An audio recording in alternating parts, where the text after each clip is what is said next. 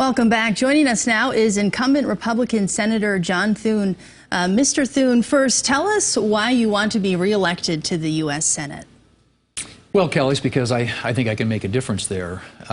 There are big challenges that are facing our country right now. I have the experience, the know-how to get things done for South Dakota. I think I've proven to be an effective senator for our state, somebody who provides us, gives us a seat at the table, and a strong voice for South Dakota.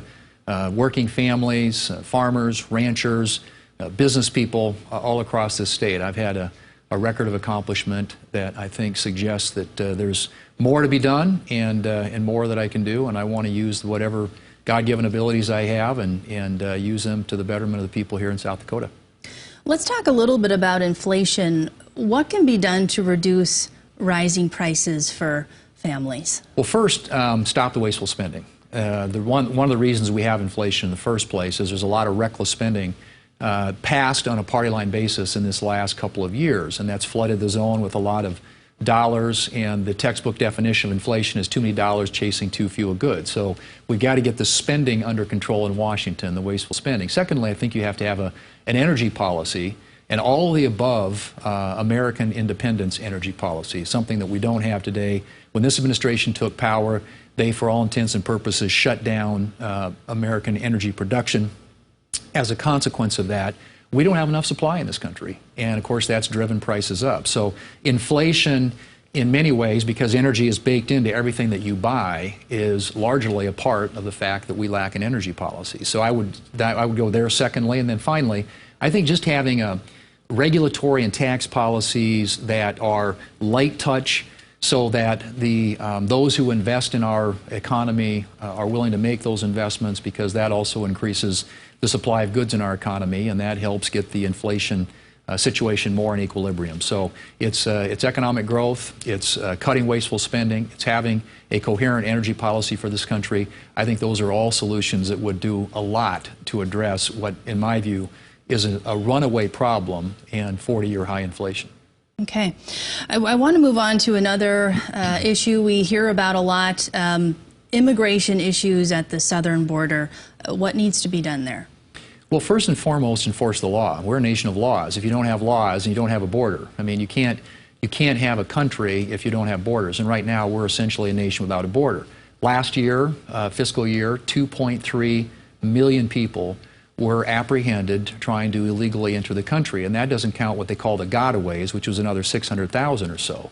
And of those 2.3 million people, there were about 100 in there, if you can believe this, that are actually on the terrorist watch list.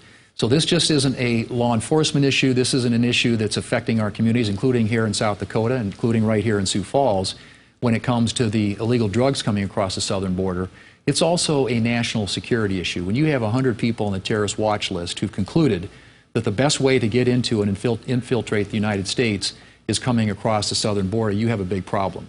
So it's enforcing the laws, putting these policies back into place that were working.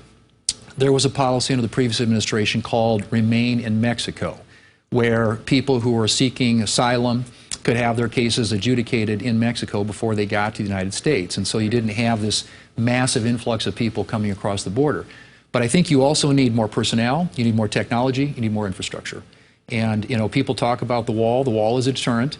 There are ways you can create a technological wall, but you also need to add more people down there because the Border Patrol folks are overwhelmed.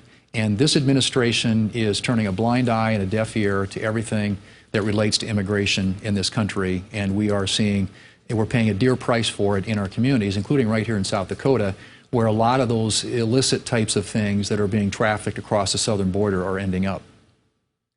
Where do you stand on the president's plan to forgive some student loan debt? Well, I think that's a bad idea. You know, obviously there are people in this country who have incurred student debt, but that's about 13% of Americans who have some form of student debt. 87% of Americans don't. The estimates about the president's proposal is that it will cost somewhere between $500 billion and $1 trillion. And that's not forgiveness. That's just transferring debt from the 13% of people who have student debt to the 87% of people in this country who don't.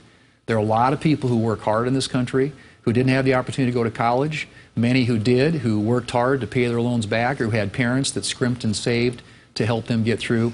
I think just a sort of a unilateral across the board, washing away of any of these debt obligations is a big mistake. And I don't know what message that sends to that next class of students. I don't know how you put this genie back in the bottle. Once you've forgiven it for this class of students, it seems to me that this is going to be a precedent that has been set, and I think it's a very dangerous precedent, not only because it's fiscally irresponsible, but because of the message it sends to people about when they take out loans, the need to repay them. We have just under a minute left. Is there anything that should be done for those people who do have those large amounts I think there are things you can do. I worked across the aisle with a Democrat from Virginia on a proposal that would allow employers to basically get a tax deduction for helping to pay down some of the student debt that their employees have accumulated over the years. It's a way for them to provide a benefit to some of their employees that can differentiate them and make them a more attractive place to work. And it's also a way that employees can get some of that student debt paid down. There are responsible ways to do that. Our proposal cost a fraction of the hundreds of billions of dollars being talked about in the Biden, what I think the Biden giveaway student loan program is going to cost. All right. Well, thank you for joining us, Mr. Thune. Great to be with you. Thanks, Kelly. Thank you.